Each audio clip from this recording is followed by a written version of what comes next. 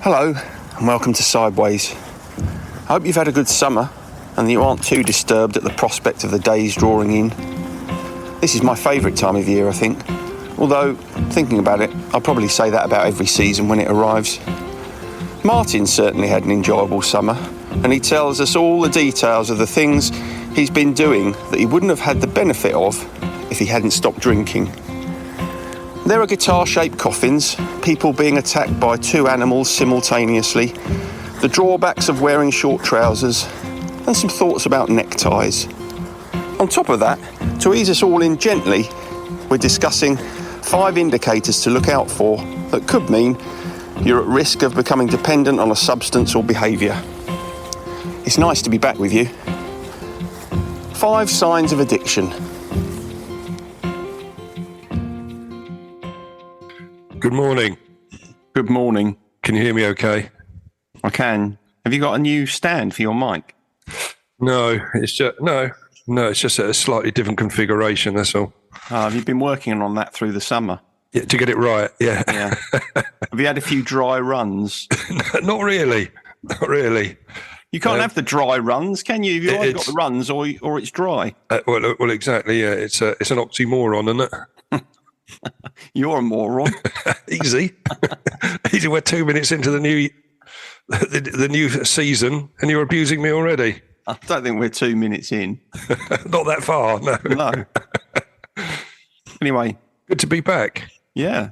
It's nice to be back with you again. It's it's been a nice summer here. Been on and off with the weather, but we don't talk about the weather, do we? Well, it hasn't been a great summer, has it? It's been quite. No. It's been a perfect summer for me, really. It has, yeah.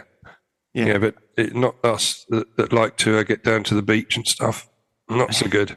You can still go down the beach. You just have to wear a coat. Yeah, it's not quite as alluring, is it? Really? But we're back. Hot weather can do one, as far as I'm concerned. Well, I think it's today is probably the last day we're going to be wearing shorts. We may get back into trousers tomorrow onwards.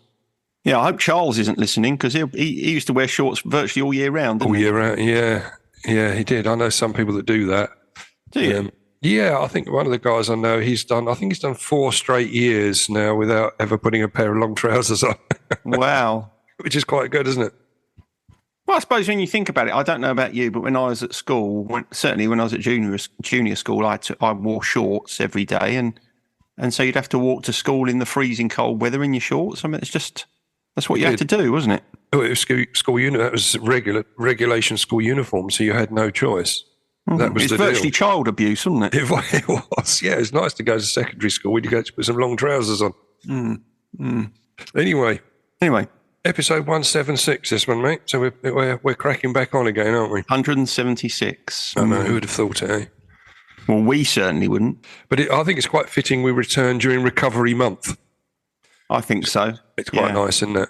Only recently found out that it was Recovery Month. Yes, I know you mentioned it, and I looked it up, and I'd sort of noticed it because social media, some of the groups that I belong to, they encourage people to put up their clean time on social media. Oh, do they? As a way. I don't actually do it myself, but as a way to sort of give encouragement to those people that think this is a tough journey. Couldn't that be a double-edged sword? If you see too many people with sort of 11 years under their belt and you're 2 weeks in, you might think, sod that. I don't think so. I mean, I suppose it can be if you're in the wrong frame of mind, but I always used to look up people with long terms of sobriety as heroes, really, and people that I wanted to aspire to. So it was always motivational for me to sit in a room with someone that had a long term, and I've myself. Do you think that's typical of people early in recovery?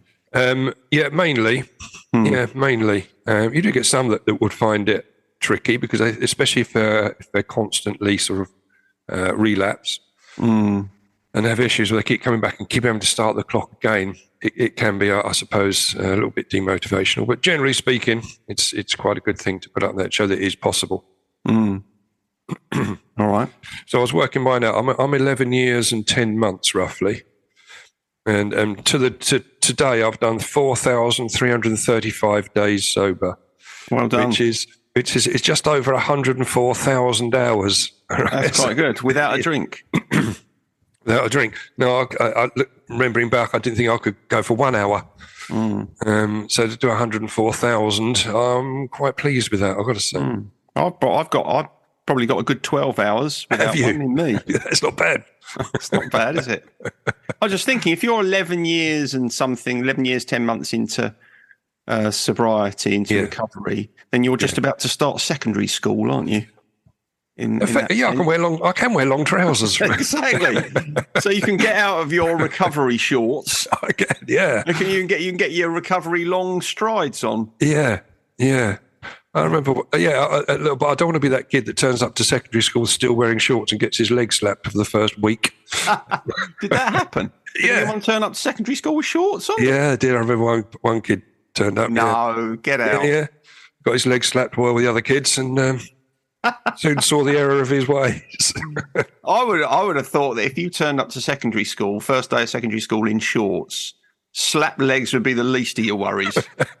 You'd be absolutely torn apart, wouldn't you? You would, yeah. Well, I mean, you would have done in our day. I don't know what it'd be like now. No, probably not quite as perhaps as vicious, but no, it was certainly you wanted to go under the radar when you first went to secondary school. Really, there's too many big boys about that were going to give you very much so. I remember being terrified at the tales of having your head flushed down the toilet. Yeah, that's right, and they were abounding those myths. Weren't they, in the summer holiday before you started? Exactly. Did you hear a rumour about being kicked up the chuff by the music teacher before you started? I didn't. No, that didn't. That never came to light until it became a reality. I was assaulted, and I think I might go back and. Well, he's passed away now. That particular music teacher, hasn't he? Otherwise, I'd have. Yeah, he has. Yeah, you could. I don't think there's any. You can't really get any retribution through the law now. I don't think a class action is going to work at this stage. No. Anyway, before we start, because what I wanted to do, I wanted sort of a gentle reintroduction as well, because we need to reacclimatise, don't we, to doing these, and probably our listeners do as well, reacclimatise. I expect so, yeah. Ease ourselves in, as it were. I did. I wanted to go through the sort of 5 basic warning signs of addiction, but before we start, in line with it being Recovery Month, when I was doing my notes, I looked back at, since we finished on the 29th of June, up till now, there's several things that I did and got involved with during that period that I wouldn't have if I hadn't have gained sobriety. That wouldn't have been available to me. Well, in fact, I'll have been dead anyway. So it's probably everything. Not much is available to you then, is it? Not really. But there's a few little highlights, I suppose. I was looking through my diary and looking through my timeline, and soon after we finished, on the 1st of July, my second grandson was born, Edward. Yeah. Lovely. Which is a real treasure. Edward and William. Huh? Edward and William now. Bill and Ted. Ted's great adventure. So you're building grandchildren with royal names. Regal name. Yeah, that's right. Yeah, no, I don't have any input upon that, but that's the way it's turning out. Yeah. So that was nice. So that was a real joy, as you can imagine. There was a couple of festivals I was able to go to. The Maid of Stone weekend, which was great. And again, these are things that terrible name, though, isn't it? Made of Stone. Yeah. I mean, who thought that up? I'm not quite sure. It was called Rambling Man before. That was the previous reincarnation. Which is better, isn't it? Well, I think so. But people that don't live in Maidstone seem to think it was quite good. It was almost a bit rock. Well, it's rock, isn't it? It's a bit rocky. Yeah, I suppose rock is made of stone, isn't it? Absolutely, that's it. Yeah, so we see it slightly different to people that don't come from Maidstone. It's nice to go to a festival you could walk to and walk home at night. So you don't have to camp out. Yeah, and then walk home at night without staggering around. That's it. And without needing a kebab.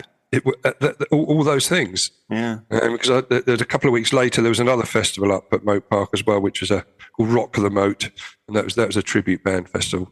But the Made of Stone festival was great because I was able to see Skindred. I'd wanted to see for some time because we'd put Skindred on our Spotify list. Did we? You did. I did. They had a track called Choices and Decisions.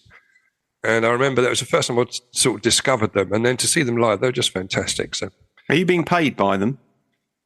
I'm not, but that's probably... Is this an advert? Oh, to tag them, really, when this goes online. Yeah. But they were very good. So I would never have been able to do that when I was back in the madness. If I had seen them, I would have remembered it anyway. No, true enough. That was good. we had an Aspire to Be trip down to the Broadstairs Folk Festival week. Nice. Nice. You went to a folk festival, did you? You kept that quiet. I don't remember you sharing that with me. We didn't realise it. We only went down for the day. Oh, no, that's right. Yeah, Didn't realise that the folk festival on, but I'm glad it was, because it was actually fantastic. There's lots of live music going on, bands. Morris Men.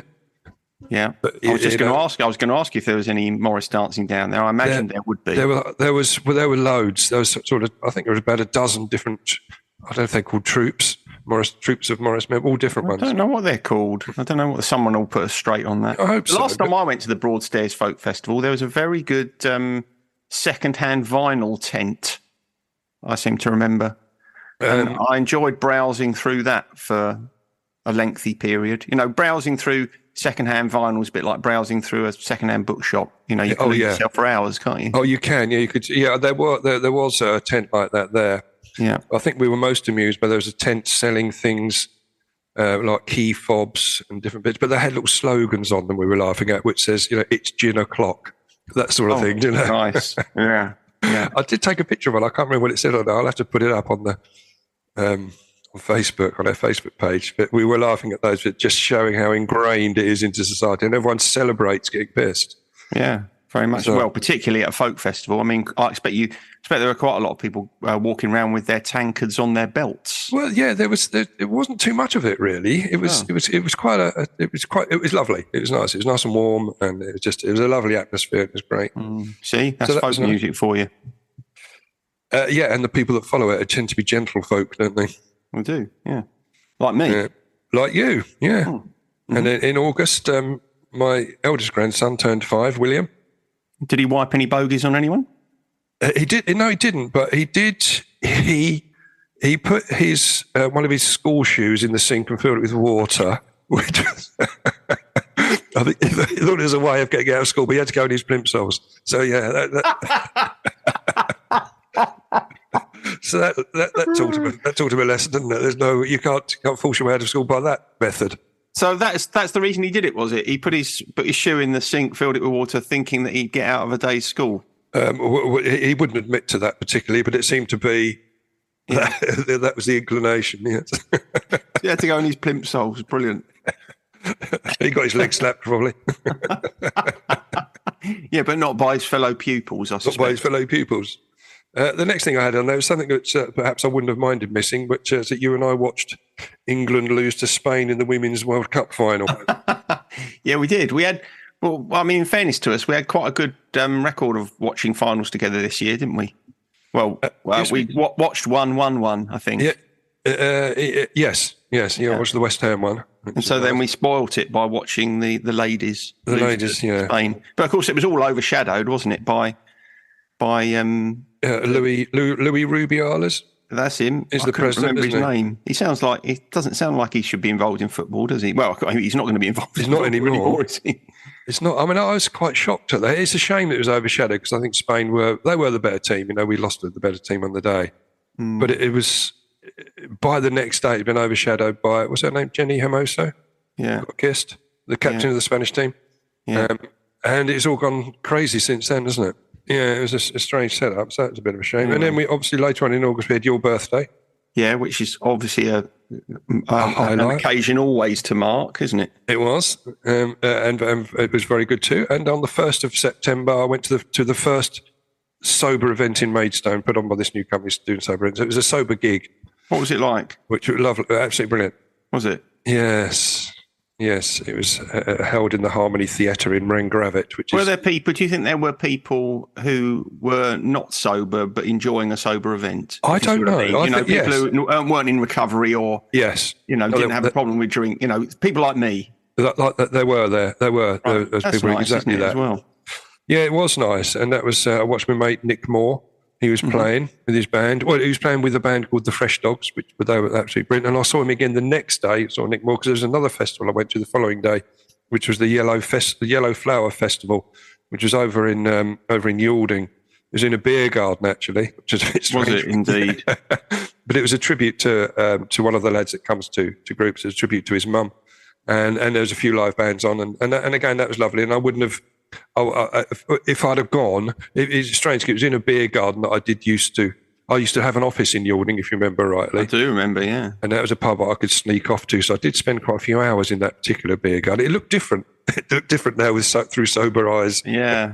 Yeah. You mean you could see it? You mean you could focus on it? I could and enjoy it rather than just thinking I've got to get to the bar quickly. There's not a crush at the bar and all that. Yeah. Your summer would have been quite different, wouldn't it? As you say, you probably would have been dead anyway. But even had you not been, your summer would have been quite different, and you probably wouldn't have remembered any of those events, and B, your experience of them would probably have been fundamentally different as well, wouldn't it? Or towards the end of my drinking career, as it were, I was isolating anyway, so I wouldn't have gone out.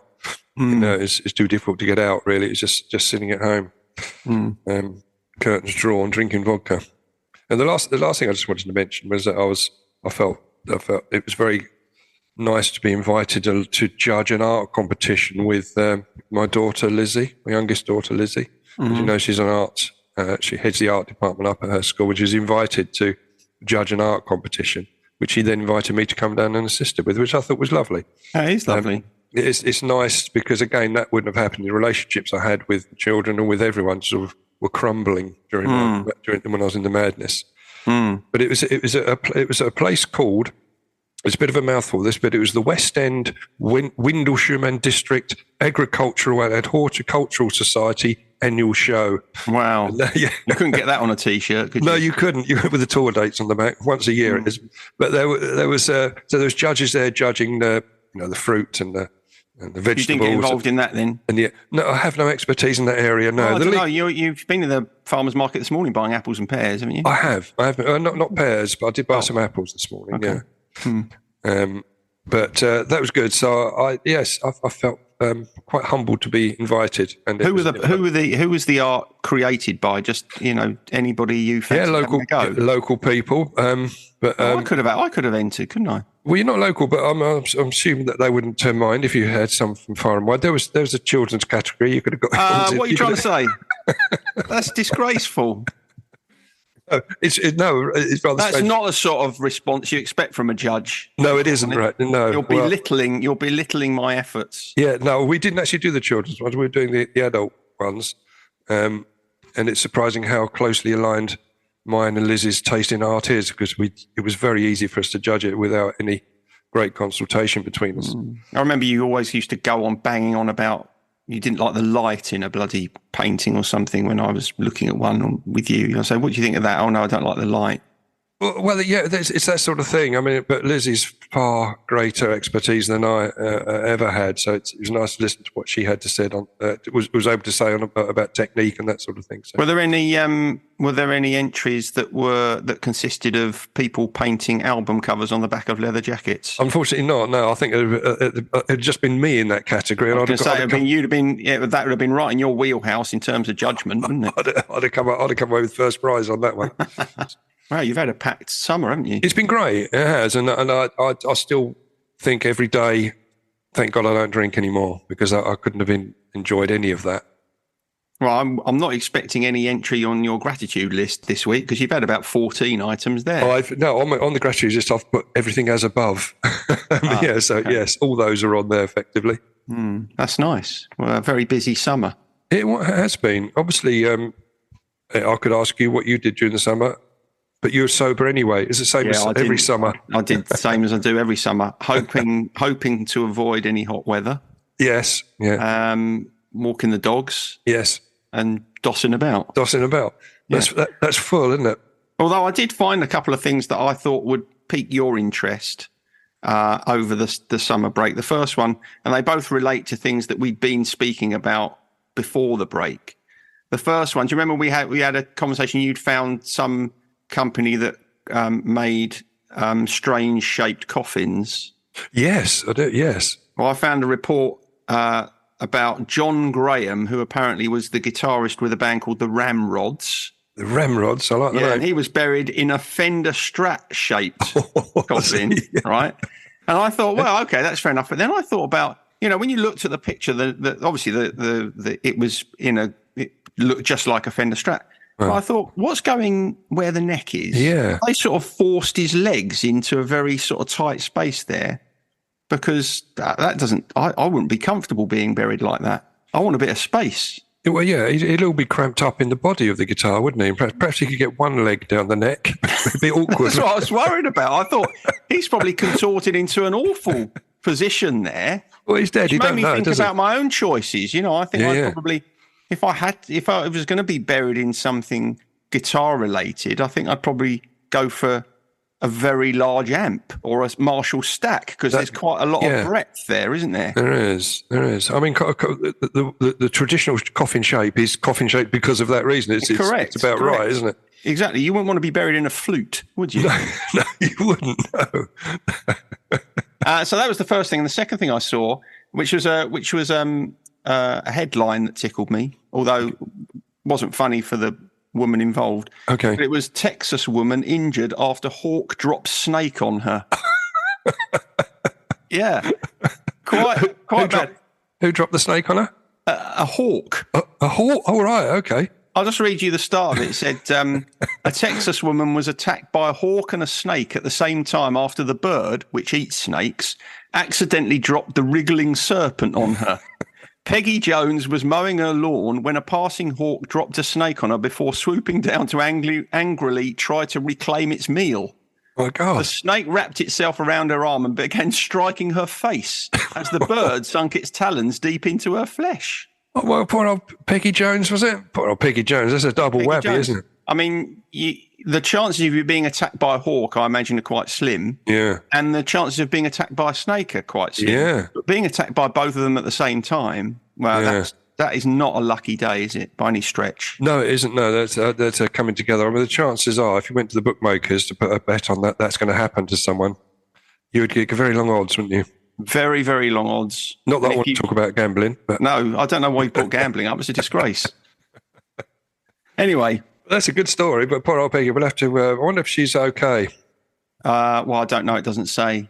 But just going on to the sort of subject matter, there's a lady called Dr. Julie Smith that I follow on Facebook. She's a clinical psychologist, and she puts up little snap videos, very short ones. I know of her. Do you? Good. Well, she put one up about the five. She called it the 5 signs of addiction. It was a quick checklist, really, to see if perhaps problems are brewing. So I just wanted to quickly mention those. Okay. And people in recovery groups will relate to all of these 5 points, I'm sure. But perhaps people that aren't in recovery might think, oh, yeah, that's it. Might ring a little bit of a bell. It's not all about drinking, but you can apply it to anything that's addictive. But I think it's slanted towards that, perhaps. The number one was, or the first one was, you've started becoming secretive or lying to loved ones about how much you do it. Which again, that's something I remember doing exactly that. And it's when I was thinking about it and sort of expanding on that, I know video games has come into that quite a lot. Video addiction to video games, where people are doing, especially children. They're playing them when they shouldn't be. They're doing it sneakily, doing it during the night and that sort of thing, playing them on their phones and stuff. It's become quite a big problem. So it's not just drink, but with drink, certainly the secretive behaviour is very synonymous with any of us that have addiction issues. Yeah, I think if you're secretive about any behaviour, there's something going on there, isn't there? Yeah. Because if you feel like you can't be honest about it, either you feel ashamed of it or you expect that there will be some sort of negative judgment coming from someone else. Yes. So I suppose if you recognise that in yourself and you think, oh, yeah, I'm a bit secretive about whatever it is, then it's at the very least worth asking yourself, what's going on here? Why am I doing it? Yeah. Why am I doing this? It isn't necessarily. It might just be because the person who's asking you has a particular, takes particularly against whatever it is that you're doing. But I think it's certainly worth a bit of self-reflection. Yeah, it came up in groups yesterday, and a guy that was talking has been, is a year down the line, and he was talking about how lovely it is to be free from all that secretive behaviour, because it causes its own stress, doesn't it? It's hard work, isn't it? Yeah, hard work keeping massively. secrets. I mean, it's exhausting. Yeah, it is. The second point was you're unable to stop even when you want to. And again, going back, I was thinking about video games, and I've read stories about kids that are playing it and they won't move away from their video screens and they actually sit there and urinate in the chair they're in rather than lose the spot on the game that they are, especially if they're in a multiplayer game. Did you ever do that, playing Kickoff? I didn't know. I think I was always able to put it on pause. I suppose it becomes more, if you're playing multiplayer and so other people relying on you, perhaps the pressure's a little bit greater. But it's That's not good. pretty bad, though. I mean, if you've got to the stage where you're wetting yourself in the game, then you do need to have a long, hard look at yourself. You do. Although my immediate thought on that one, how did you phrase it? You're unable to stop even when you want to. Right. You're unable to stop even when you want to. The thing I've noticed about that, and you'll have seen this a lot in your work, I think people say I could stop if I wanted to, but they don't test it. No, absolutely. So actually, I think a lot of people don't get to the point where they realise, oh, hang on, I thought I could stop and I can't. They might know secretly that they're going to have a problem, but they don't want to push against it, because if they push against it, then they find out that they've got a problem. Do you know what I mean? I do, yeah. I do. I mean, it often a retort that comes if I'm speaking to someone and I tell them I'm in recovery, I don't drink anymore. They say, well, that's all right. I can take it or leave it. And you think, well, why'd you tell me that for? That doesn't make me feel any better. but I don't actually say that. I think that. It's like going up to a blind person and saying, that's all right, I can see. I mean, there's no value. There's no value in saying that. I think I'm going to say that next time to you. I think, again, it does come up in groups. We were talking about that yesterday, where it's just people people are a little bit, it can be a little bit elephant in the room. It can be a bit awkward if someone says to you, I'm an alcoholic. You don't know how to react. And so I'll put it down to a little bit of nerves, perhaps. Or I think it is nerves, isn't it? Because I think behind that statement is, I think what people are really trying to say to you is, it's not a big deal for me. Yeah. So that you don't, so that they're trying to avoid the possibility that you might think they've got a problem. I can take it or leave it. I think that's what it's about. But of course, it comes across as something really sort of almost arrogant and, you might have a problem, but I haven't, mate. Well, that's it. So for whichever side of the fence that you're on that particular conversation, you see it completely differently. Yeah, you do, yeah. But it never fails to amaze me that is a natural way that people deal with that situation. Do you? I mean, I suppose it must have happened. Have you ever said that to someone? I don't drink, and they say, "Yeah, I worry about my drinking." Do people ever say that to you? Yeah, yes, but very rarely. I suppose they see you as a safe space, then, don't they? They do. Yeah, they do. Yeah. It would be. I've found it. With people would perhaps I've been talking about it at a dinner party, for example. I may talk about it. And then someone will talk to me, perhaps quietly afterwards. That's happened, and that happens. Or I get a phone call. That happens quite a lot. So you get a phone call. I just want to run something by you, sort of thing, which I always appreciate. Number 3 was you spend much of your time craving or worrying about when you're next able to do it. Which is, I remember that. That's horrible. Especially if there's I know we've talked about it before. If you're being on a long flight or flying into a country that's dry, like I had in the Emirates and stuff, it's horrible. It's the panic and the stress and the anxiety surrounding that, where you don't know where your next drink is going to come from.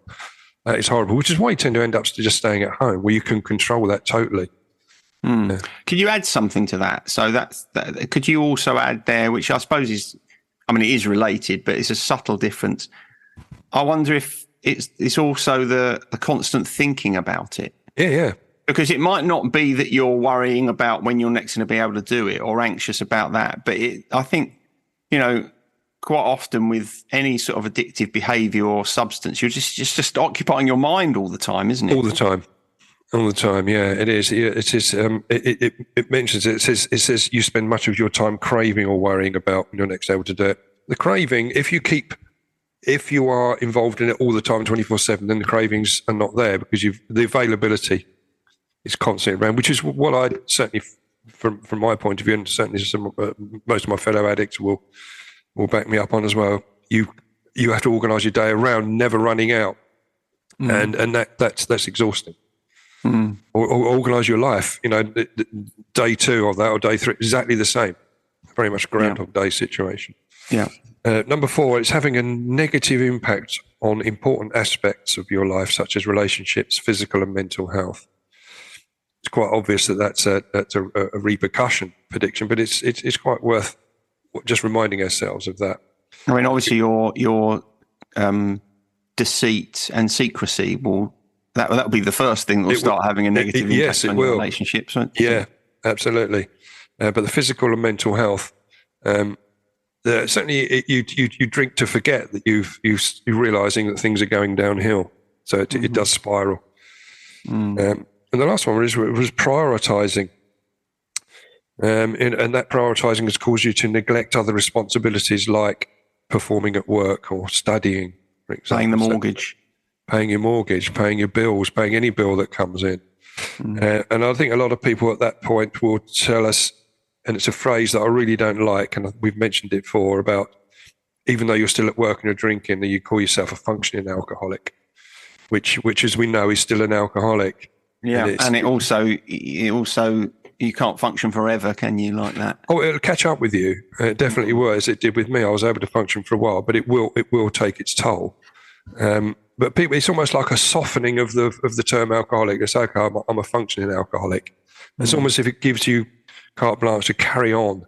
And I've heard people use that, and they'll use about other people more. They say, "Oh, yeah, he's a functioning alcoholic." I mean, the other problem with that is that you can use it as a way of kind of indicating that things are okay, but just being functioning isn't enough, is it? I mean, who wants to live a life that just consists of functioning? Well, what's your life like? Well, I'm functioning. Yeah. Well, that doesn't sound great, does it? No, it's emotionally flatlining. Yeah. So if you apply it, if you say, "Oh, I'm a functioning alcoholic," yeah, you might be functioning, but that's not a great way to live. No, and I often find that you're just about functioning. It's a phrase which means you're just about getting away with it, in spite of your alcoholism. You're just about managing to scrape by, but you're performing way under where you should be.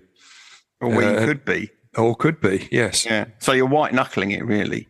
Yeah, you're just about surviving. Yeah. Yeah. I mean, that in itself, we were talking earlier on about how exhausting it is to be, telling lies all the time and keeping things secret. It's exhausting just to function, isn't it? Yes. Just kind of hanging on by your fingernails. That's tiring. Yeah, it is. It's and the freedom from that is brilliant. And once you get away from that, but that's about it. Just those 5 quick points. I thought it was quite a gentle reintroduction, quite basic, some of those bits, but I think they're worthwhile just revisiting. It's probably an easier restart than tackling depression or something like that today. It is. I thought we've got a lot of stuff on the list, haven't we? In fact, we have got a lot of stuff on the list. Yeah. You've sent one over to me this morning. Kindness. That was about kindness. Have we done kindness? No, I don't think we have. No, I think kindness is a good one. Yeah, I think it is. But again, I sent you a little essay to read with it, which is very good. It's on the subject of kindness. Yes, and is it about someone in recovery? It is, isn't it, or someone that's yes? It's certainly related to recovery. Yeah. Yeah, excellent. No, I will read that certainly, and that'd be a good episode going forward. So we've got plenty to look at, haven't we? I think so. Yeah. No, I was just going to mention before we go on to that gratitude list, which you sort of mentioned before, with this new little feature which you thought of, really. Yeah. I don't know if you want to introduce it particularly. I can't remember how it came about now. Okay. I was looking at something and I found this. I think I was thinking about a conversation I had with a guy once, a sort of friend of a friend, who actually is quite seriously mentally ill these days. But anyway, we had a conversation about, I can't remember how it started, about things every man ought to do before he died. Okay. And I can remember some of the things, and I thought, it's so sort of 1950s, the whole idea of, these are things that men should do. And then I was looking at something on the internet and I found this list of, I think it was 100 things that every man should do. And I thought, this is going to be absolute rubbish. So I thought that it would be a good opportunity for us to look at one of them each week and see what we thought of it. Okay. Yeah. I think that's how it came about. Yeah. Well, I mean, the list was headed up 100 skills every man should know. It's a strange phrase, knowing a skill, or you need to have a skill, don't you? Yeah, that's what it really boils down to. Yeah. Is grammar one of them? Do you think? I think they sadly lacked that. It's not. It may be further down the list, but They're too busy sharpening axes to bother about their English language. yeah, yes, and I look down upon that somewhat. Me too.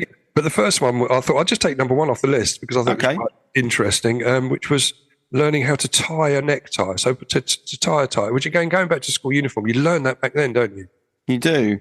Well, that's quite an interesting one because recently, where did I go? I went to my daughter's graduation. Yeah. I haven't worn a tie, I suspect, since I worked in the corporate world. I've probably tied one a couple of times, go to a funeral or something. That's it. I mean, we're at the stage of life now, we don't really go to weddings, do we, anymore? We tend to go say goodbye to people. Yeah. And I couldn't remember how to do it. I've forgotten. The muscle memory let me down. Yeah. So, I mean, it was useful for me in that situation to remember how to tie a necktie, but is it a skill every man needs? I'm not sure that it is. I don't know. As you say, I think, again, leaving the corporate world, I fight shy of wearing a tie. You can wear a clip-on. Well, I was going to come on to that because I remember when I first went to school, my dad taught me how to do a Windsor knot. You know the Windsor knot? Yeah. Which you can pinch it at the bottom, and it's really smart. Yeah. So he taught me how to do that. So when I went to school, I was able to use, and I've used that ever since. That was a skill that he taught me that I've never swayed away from. Yeah. But I remember he also at one time tried to teach me how to tie a bow tie. Have you ever tried that? I don't think I've ever tried. No. I just went straight for the already tied one that you... They're on elastic, aren't they? On elastic, and you attach it around your neck. Yeah, that's it. Which I've always done. I've been to lots of functions over the years where I've had to wear a bow tie and always used one of those elastic ones. But it reminded me because I remember going back to school again. Some of the kids used to come in with their ties already done on elastic. Really? No. Did you not? No, they're already so just pop it over the head and just tuck it up and it was done. So they never learned the skill. Yeah, they never learned the skill. But I think I'm sure by secondary school they've become banned because they're quite dangerous, really. Because it can get caught up and stuff. Yeah, or you can put it around someone else's neck. Put it around someone else's neck. Use it as a garrote to them. A garrote. Have you ever worn a revolving bow tie? No, I haven't. No. I always used to think that would be good at a function if you went to a very sort of serious black tie event. Yeah, a Masonic one would be quite good. One that spins and flashes. Exactly. Yeah. At a really inappropriate point. Yeah. All right. A funeral. Funeral would be good, wouldn't it? A funeral. I mean, a revolving bow. Okay, so I'm going to say right now, I want someone to wear a revolving bow tie at my funeral. So if you outlive me, I expect you to turn up in a revolving bow tie. Okay, can it be lights on it, flashing on it? Lights are fine. Yeah. Okay. And I want it revolving as I disappear through the curtain. Well, now you've said it, I can't not. But I suspect that I won't outlive you. But perhaps you'll have to pass that message on. Yeah. Okay, I'll put it in my death plan. Yes. Yeah. Okay, I won't expect anyone in my family to do that. I think that would be a bit much. You want them to be a bit miserable at the front, don't you? But if you mates at the back that's not that fussed about revolving bow ties would be magnificent. If they were going off at different places, that would be fantastic. It would. Yeah. Even if the vicar got involved, that would be good. You can't have a revolving dog collar, really, can you? No, but that's a great idea, though. The vicar wearing a revolving bow tie. Yeah, it would lighten the mood, wouldn't it? As he commits me into the safe hands of the Lord. Off you go. Oh my goodness me! What a great idea. Yeah. Anyway, there we are. There we are. So that's that. That was off the list. So that's it, really, mate. Well, the gratitude list. I've got all those bits above. I'm grateful to be sober. I'm grateful that the summer I was able to indulge in some lovely stuff that I wouldn't have been able to if I hadn't have got myself into the position I am. So is it my go? All those things. My go then. So you to go, yes. I'm grateful for my hammock. Your hammock? I didn't know you got a hammock, mate. Yeah, Sam bought me a hammock. Whoa. So I was on holiday a couple of weeks ago. We were in Suffolk. Yeah. And we lucked out because it was that really hot week. Yeah. It was probably the best week of the summer. And it wasn't quite as hot there, so it was even better. And in the place where we were staying, we were renting a cottage. And in this place where we were staying, they had a hammock. and I thought, oh, I'm going to give the hammock a go. I absolutely loved the hammock. Really? Yeah, so Sam bought me one for my birthday, and I'm now of the opinion that once you have owned a hammock, I don't think you could ever not own a hammock. There's no going back. I feel similarly about hammocks the way I feel about dogs. I know you're an anomaly in this regard. Well, I mean, you live in an apartment, but I think most people who've had a dog can't really imagine living without a dog. No, I miss not having a dog about. That's for sure. I'm sure you do, and I think it's the same. I think hammocks are the same. Once you've lived with a hammock, I'm not sure you could live without a hammock again. Where do you erect it? I mean, you haven't got two trees in the garden for it to. No, it's got a proper frame. Oh, is it? Oh, right. Okay, standalone. Its own hammock. frame. Yeah. Oh, right. Okay, gotcha. Yeah, it's not a half baked hammock. No, I just full 9 yards. I just envisage like you see in cartoons, you had tied between two coconut trees. No. Although my father-in-law, Bev, you'll remember. Yeah. He made himself a hammock out of scaffold poles. Did he? Yeah. That looked attractive in the garden, but no. Well, that's exactly it. But swinging in the hammock, and I'm thinking to myself, I can imagine being out there wrapped up nice and warm, even on a cold day, swinging around. Can you? Yeah. Okay. I mean, time will tell. That might be bravado. It might be. Well, I think perhaps you should, spend the night out there looking at the stars. I'm not sure about that. It's a bit chilly, isn't it? Well, no, this time of the year, I mean, perhaps earlier on in the summer, you could have got away with it. Well, maybe I'll try that next year then. You can wrap up in a sleeping bag. In a sleeping bag, put a hat on, get your head warm, and you can rock and watch the stars go by. That sounds good. I might try that. I'll keep you posted. Thanks, mate. No, that's about it. But there's just one little bit. Well, so I've sort of skipped this on this day in music, as it were, and the Spotify list and everything like that. And on this day in whatever we was doing beforehand, can't remember. It's too long ago. But just a little music quiz here for you. Lovely, and for our listeners. So, there's three little questions I was going to ask you. And you just got to guess the year. So they are music related, because I like to have music related stuff. Is there a prize? No, not really. Just. You can put it on your gratitude list next week. You're grateful. I got something right. You got 1 out of 3. Okay, yeah. Go on then. Now, this what year the first long-playing record demonstrated? Okay, so it's not actually on sale. It was demonstrated at 33 1/3 RPM by RCA Records. Now, so they invented the LP. This would supersede the 78, I assume. So I'm going to go 90. Oh, this is difficult. I'm going to go 1952. No, it was before then. Actually, that was actually demonstrated, which is why I was trying to push you towards that. In 1931. Oh, all right. It was shelved until 1948. So you might be right there, because record players were too expensive at the time. Record players in 1931 cost $95. That's quite a lot, isn't it? Because I imagine the equivalent price now would be something astronomical. £1,100 today, $1,100 today. Well, I suppose you'd pay that for a decent turntable. For a decent hi-fi setup, yeah, you would. But people had less disposable income back then again, especially in the 30s, the Great Depression out in America and stuff, I wouldn't have wanted to listen to an LP in those days, to be honest. No. It would been. I don't think I'd have particularly enjoyed the music. I think I'd rather have waited for Led Zeppelin.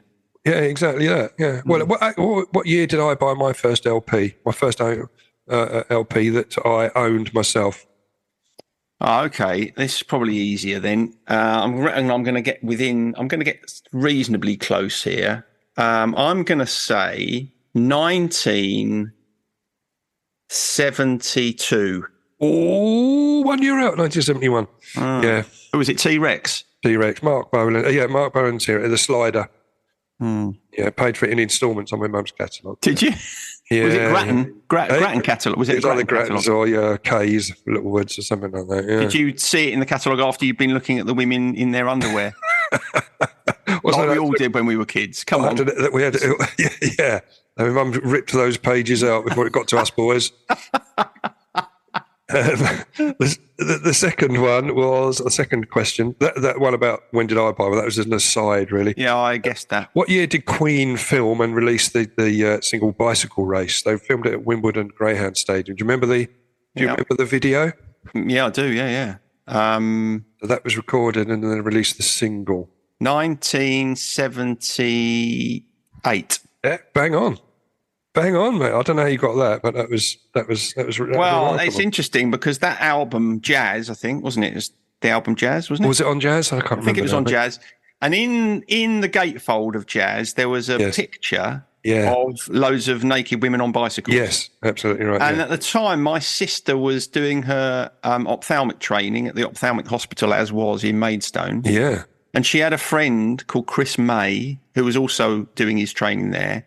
He was very, very close with God. He was a real evangelist. Okay. And I put that poster on his door, and he wasn't very happy. He was quite offended.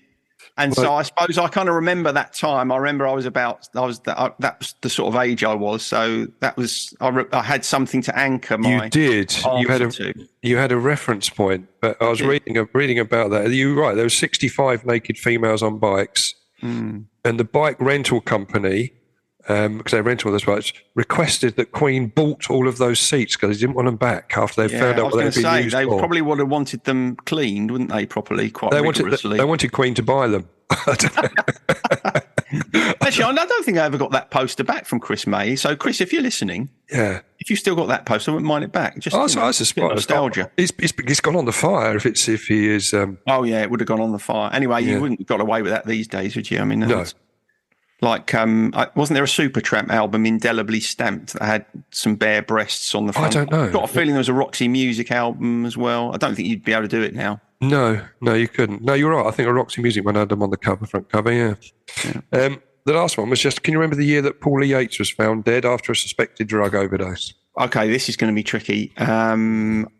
Because this is one of those ones because it's not that long ago.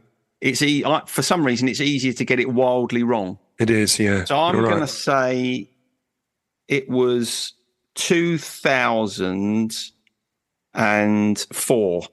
Not too far. It was actually the year 2000. So she made it to the new millennium, yes. Oh, okay. Yeah. I was expecting that if I was wrong, it was going to be later. So there we are. Yeah, that's pretty tragic, isn't it? Because that was didn't her daughter die after her? Yes. Yeah. At least one of them. Yeah, one of them. Was it Peaches? No, was it Peaches? Or one of them died again because of drug issues, wasn't it? Yeah. Because she lived up at Rootham, didn't she? She did, yeah. She did at the time.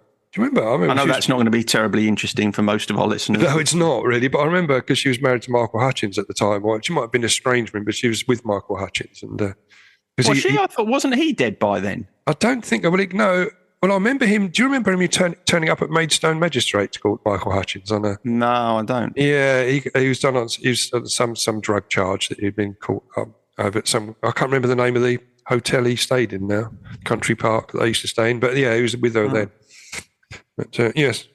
No, I don't. No, I don't remember that at all. There we go. He hadn't been staying at the Travel Lodge just by the river there. Premier Inn. The Premier Inn.